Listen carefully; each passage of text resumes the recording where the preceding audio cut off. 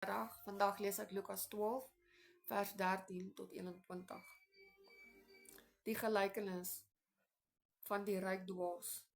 Iemand uit die menigte sê toe vir Jesus: Meneer, sê vir my broer, hy moet die erfenis met my deel. Maar hy antwoord hom: Man, wie het my as regter of deler vir julle aangestel? Toe sê hy vir hulle: Pas op en wees op julle hoede vir elke vorm van gierigheid, want 'n mens se lewe is nie afhanklik van die oorvloed van sy besittings nie. Toe vertel hy hulle gelykenis. 'n Ryk man se grond het goed gedra. Hy het toe by homself gedink: Wat moet ek doen? Ek het nie plek waar ek my oes kan opgaar nie.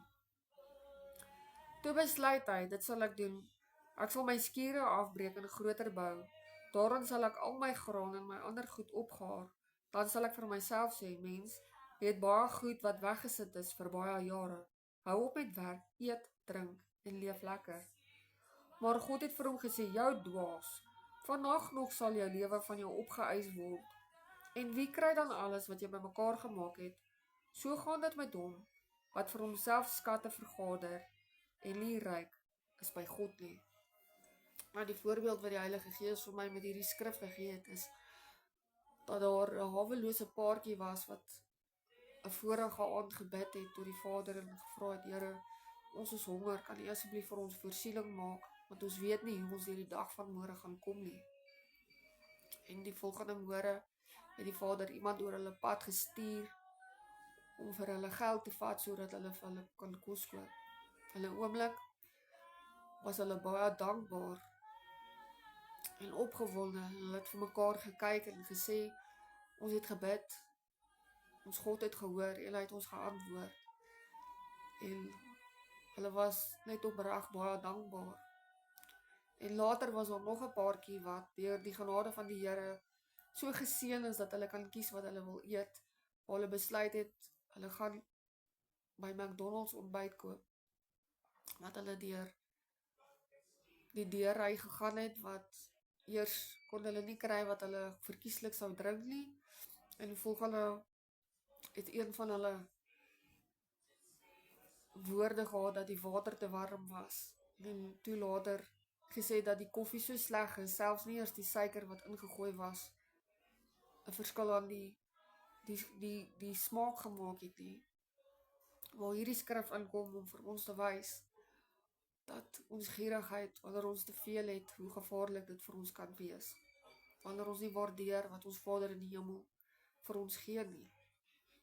Wanneer ons nie ons lewensmaat waardeer nie, wanneer ons nie ons kinders of ons diere of die werkers of onderwysers of ouma of oupa of die kos wat jy in jou bord het waardeer nie, wanneer jy nie jou gesondheid waardeer nie, wanneer jy dink jy het genoeg geld in die bank en jy is nou uitgesorteer vir die res van jou lewe. Alle oomblik kan daar iets oor jou pad kom en is alles weg.